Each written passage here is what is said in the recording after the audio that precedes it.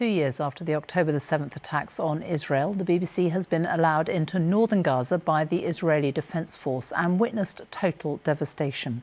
Since the ceasefire agreement last month, the IDF have withdrawn to the line here, marked in yellow. Both sides say the ceasefire stands despite repeated outbreaks of violence, which, according to the Hamas-run Health Ministry, have killed more than 240 people in Gaza since the ceasefire began.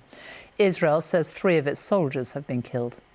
Israel does not allow news organisations to report independently from Gaza. Today, it took a group of journalists, including the BBC's Lucy Williamson, into the area of Gaza occupied by the IDF.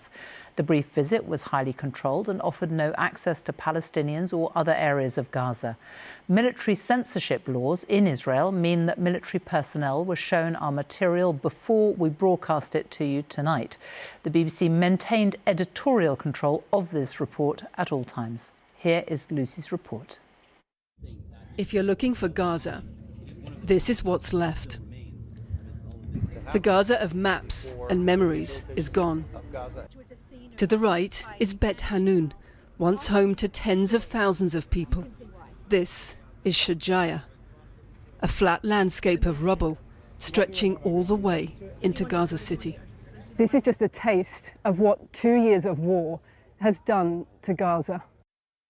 We're just a short distance away from the yellow line that now divides Gaza. We're on the Israeli side of that boundary, and the Hamas-controlled areas are just a little distance away over there.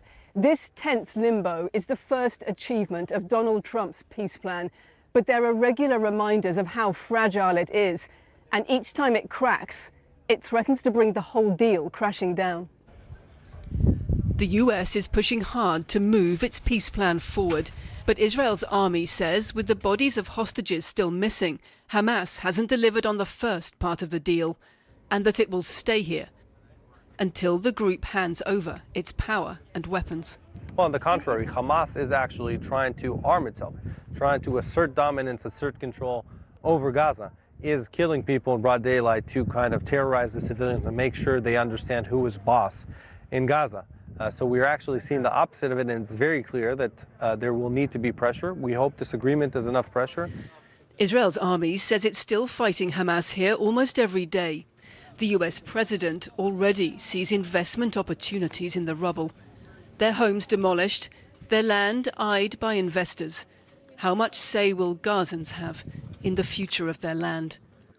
Lucy Williamson, BBC News, Gaza.